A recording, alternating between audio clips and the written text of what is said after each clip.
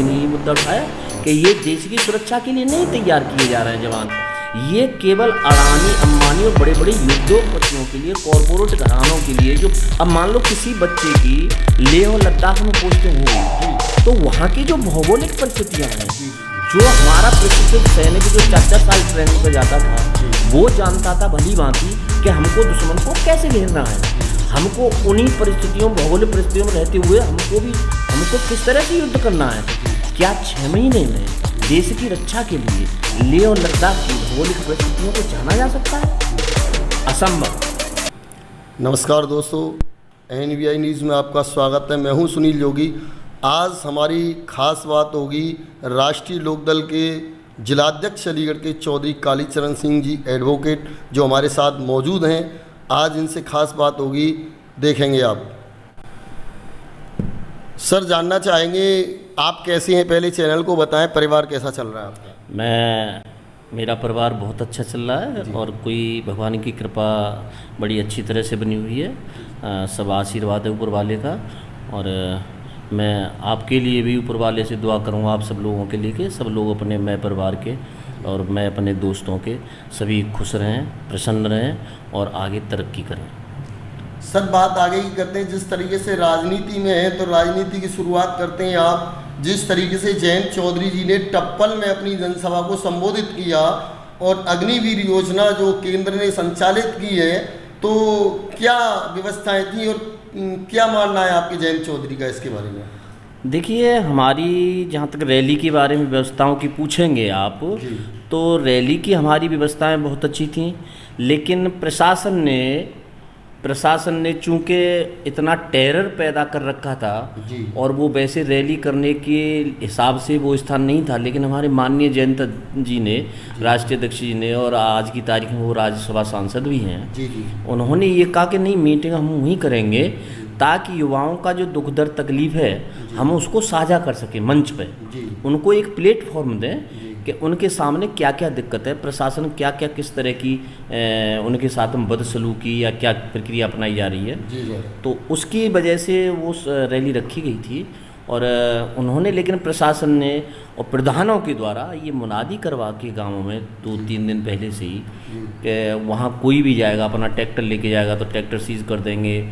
और चूँकि कुछ लोगों के अज्ञात में नाम लिख रखे हैं उन लोगों ने, जो नहीं भी थे बेचारे, उनको इतना भय पैदा कर रखा था इस बहाने से, अज्ञात के बहाने से, कि वो आपका नाम उसमें आज जुड़ जाएगा और आपने अपना बच्चा भेज दिया, तो आपने ट्रैक्टर भेज दिया तो उसको सीज कर लेगी पुलिस और तुम्हें उसी में दिखा देगी। सर, तो क्या चाहते हैं जयंत चौधरी अग्निवीर योजना को लेकर के? क्या मानना है उनका? जयंत चौधरी अग्निवीर योजना को लेकर के सबसे पहले हमारा जो मुद्दा है वो ये चाहते हैं कि इससे पहले कि ये कोई योजना नहीं है, न कोई ये नौकरी है, न कोई ये तो एक कॉन्ट्रैक्ट बेस का संविदा आधारित इन्होंने योजना लाई गई है, जो किसी भी तरह से, देखिए, मिलिट्री कभी संविदा आधारित कभी नहीं रही, और जो सैनिक होता है उसके जज्बात कभी नौकरी की तरह नहीं होते हैं।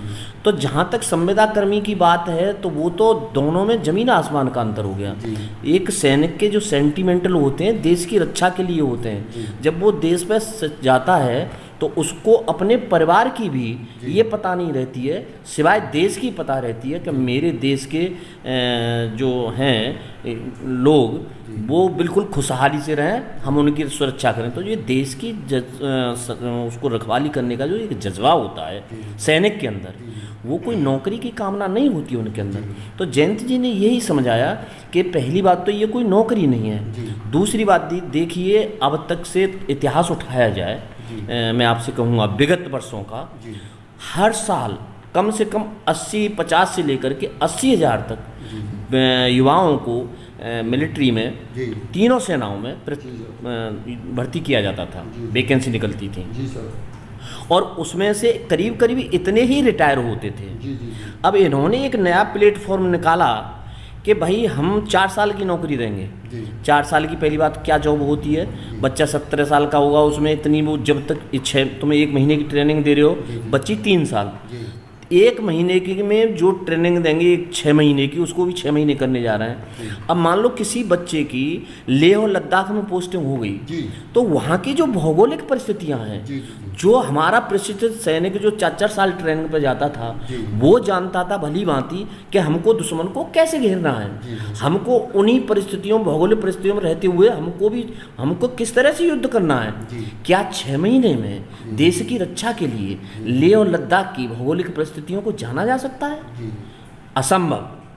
हमारे जयंती जी ने यही मुद्दा उठाया कि ये देश की सुरक्षा के लिए नहीं तैयार किए जा रहे हैं जवान, ये केवल अडानी, अंबानी और बड़े बड़े उद्योगपतियों के लिए, कॉरपोरेट घरानों के लिए जो ये स्थापित करने जा रहे हैं, एयरपोर्ट खरीद के दे रहे हैं, रेलवे खरीद के दे रहे हैं, तो ये उनकी सुरक्षा के लिए केवल इनका कदम उठाया हुआ है। देश की सुरक्षा से इनका कोई लेना देना नहीं है। वहीं दूसरा मानना ये है कि इन्होंने जो आरक्षण किया है महिलाओं के लिए आर्मी में, तो इसके बारे में क्या कहना चाहेंगे? देखिए, महिलाओं के लिए आरक्षण आर्मी में नहीं, महिला हमारे देश की महिलाएं जी आज की तारीख में जी किसी से भी कम नहीं है जी, किसी भी क्षेत्र में कम नहीं है जी जी, किसी भी मतलब चाहे वो हवाई जहाज़ उड़ाने की ट्रेनिंग बात आती हो पायलट की, जी जी, चाहे वो नेवी में जाने की बात आती हो, चाहे वो आईएएस जो इंडिया की टॉपेस्ट जॉब है उसमें बात आती हो, चाहे आईपीएस और आईएएस, ये सारी बातें हों, महिलाएं कभी भी, हमारी बहन और बेटियां किसी भी क्षेत्र में, भारतीय महिला कहीं पीछे नहीं है।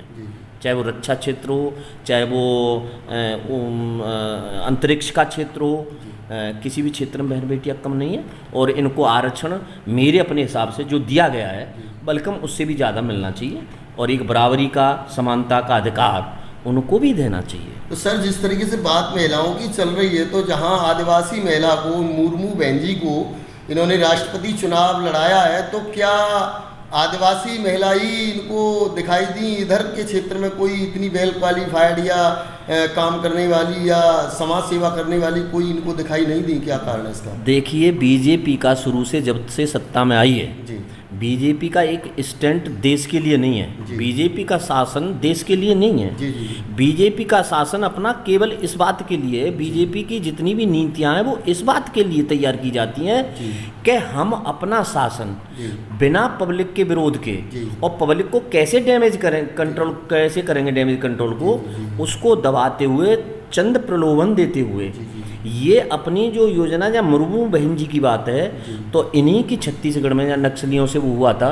तो अगर उस इतिहास को अब मैं बताऊं तो मेरा कहना ठीक नहीं है, बाकी आप समझ रहे होंगे। तो आज उनको आदिवासी बना दिया, मुझे इसमें कोई परहेज नहीं है, आदिवासी बननी चाहिए, उनका भी हक होता है, और उसमें कौन सी बात है। लेकिन ऐसा कहना कि क्या वही क्वालिफाइड थी, उन्हीं को होना चाहिए था, मैं इस पर नहीं विरोध करूंगा। और भी लोग थे क्षेत्र में, और भी, खैर उन पर मैं नहीं जाऊंगा। रही बात उसकी कि उनके, मैं तो ये कहूँगा कि आदिवासियों की आप जिस तरह से कर रहे हैं, कम से कम आदिवासियों के लिए उसी हिसाब से पद लेना और किसी जाति के लिए काम करना, सरकार की नीयत में जब तक खोट होगा तब तक वो समानताएं हो नहीं सकती हैं। इसलिए मेरा इस पर कोई कमेंट नहीं है। मेरे लिए ऐसा कोई विरोधाभास नहीं है कि मुर्मू जी कोई उपयुक्त कैंडिडेट नहीं है या उपयुक्त हैं। वो बहुत कि सरकार की करनी और कथनी में कितना बड़ा अंतर है। इसलिए मैंने कहा और पुनः कह रहा हूँ कि काश हमारे देश के माननीय प्रधानमंत्री जी अगर अपने बयानों को, अपने भाषणों को 2014 से पहले जो दिए थे जनता के बीच में जाके, उन्हीं का अध्ययन कर लें और उनको एक बार रिपीट कर लें, तो आज शायद देश के सामने ये स्थिति पैदा हुई। अभी तो आप रुक जाइए, लंका जैसा, लंका से भी बुरा हश्र होने जा रहा है यहाँ देश का। ये लोगों की, मतलब भारतवर्ष की जो आज की तारीख में जितनी भी इन्होंने पॉलिसी ला के रखी हैं, उनको आप टटोलेंगे। डॉलर नीचे, पेट्रोल महंगी।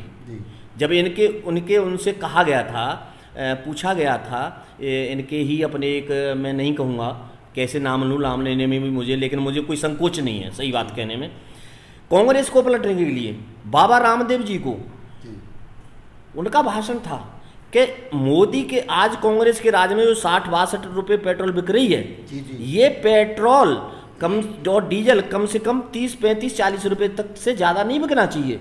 एक पत्रकार महोदय ने उनसे सवालात किए कि बाबा आप तो ये कहते थे कि मोदी जी आएंगे, ये सरकार आएगी, तो क्या ये संभव नहीं है? तो क्या कहा था? क्या आपने तो कहा था आज क्या उस हिसाब से तो 30-40 रुपये लीटर बिकनी चाहिए पेट्रोल।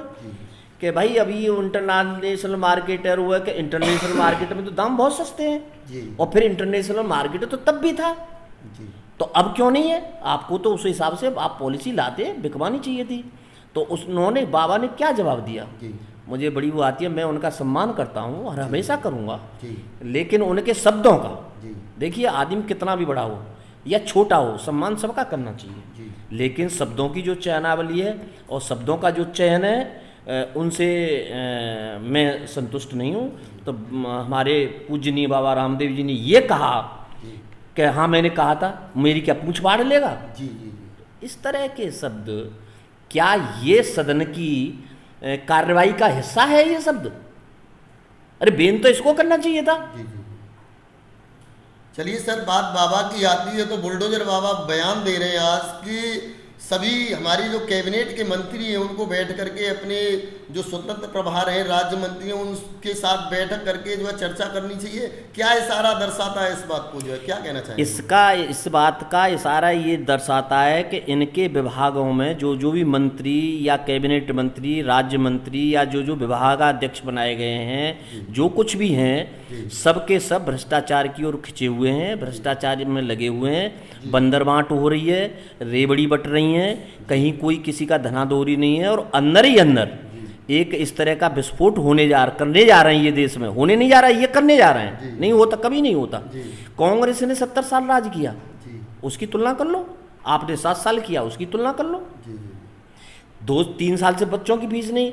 देखिए, ये मैं आपको एक बहुत बड़ी बात बताने जा रहा हूँ।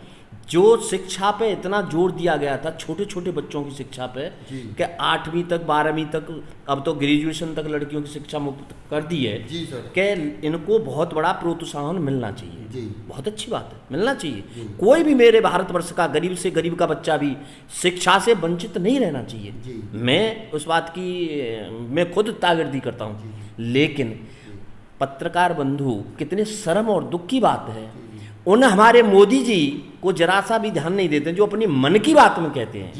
देखिए कितनी, ये कौन से मन की बात है और वो उनकी कौन से मन की बात है, तुलना करिए। कि छोटे बच्चों की स्कूल की किताबों पे जीएसटी। भारतवर्ष एक ऐसा देश है जिसमें बच्चों के लिए जहाँ शिक्षा मुफ्त दी जाती है, वहाँ उनकी किताबों पे जीएसटी। क्या दर्शाता है? काली कमाई। तो क्यों सर, बात जीएसटी की जाए तो आज जहां आपका पैक्ट है, पहले तो यही पूछना चाहेंगे, क्या ऐसी मजबूरियां हैं आपकी राष्ट्रीय लोकदल की, जो समाजवादी पार्टी से आपका गठबंधन है और आपके राष्ट्रीय लोकदल के जो प्रमुख हैं जयंत चौधरी, वो आज भी अखिलेश जी का साथ नहीं छोड़ना चाहते? क्या कहना चाहेंगे इस पर? देखिए, क्यों नहीं छोड़ना चाह रहे हैं, हमारा शीर्ष नेतृत्व का क्या किस तरह का वो है, इस पर मैं कोई टीका टिप्पणी नहीं कर सकता हूँ, बिकॉज वो उनका अपना निर्णय है, इसमें मैं कोई नहीं करूँगा, मुझे जानकारी नहीं है। लेकिन गठबंधन तो इनके 27 पार्टियों का गठबंधन है, तो एक अखिलेश जी का और राष्ट्रीय लोकदल का गठबंधन हो गया, तो कौन सी आफत आ गई इसमें? कहीं ऐसा तो नहीं कि समाजवादी पार्टी के रास्ते आपके जो है जयंत चौधरी को कामयाबी मिली है, जो पहुंचे हैं, मिनिस्टर बने हैं, इसका कारण ये तो नहीं हो सकता? नहीं, अभी तो हमारे माननीय जयंत जी कोई मिनिस्टर नहीं बने हैं। और आगे अगर आप के मुँह से स्वतः ही निकला है, तो ये भी मैं इस बात को आपकी तारीफ करूँगा कि जो बात अक्सर निकल जाती है, मिनिस्टर तो बनेंगे ही, लेकिन तो हो सकता है परिणाम आने में थोड़ी देर लग जाए, लेकिन परिणाम बहुत अच्छा आएगा। क्यों? आज की तारीख में अगर आप देखेंगे तो यूपी के अंदर राष्ट्रीय लोकदल 3रे नंबर की सबसे बड़ी पार्टी है। आप देखेंगे तो। दूसरी बात, आज की तारीख में स्वर्गीय चौधरी चरण सिंह जी से लेकर के माननीय हमारे राष्ट्रीय अध्यक्ष राष्ट्रीय लोकदल माननीय चौधरी जयंत जी तक, इतना लंबा जो सफर है राजनीति का, जिसमें कोई अछूता नहीं रह पाता है, एक मच्छर का दाग उनके राजनीतिक जीवन पे, न उनके बाबा साहब पे, माननीय हमारे चौधरी चरण सिंह प्रधानमंत्री जी पे, न माननीय स्वर्गीय हमारे अजीत सिंह जी पे, और ना ही मेरे राष्ट्रीय अध्यक्ष माननीय जयंत जी के ऊपर। तो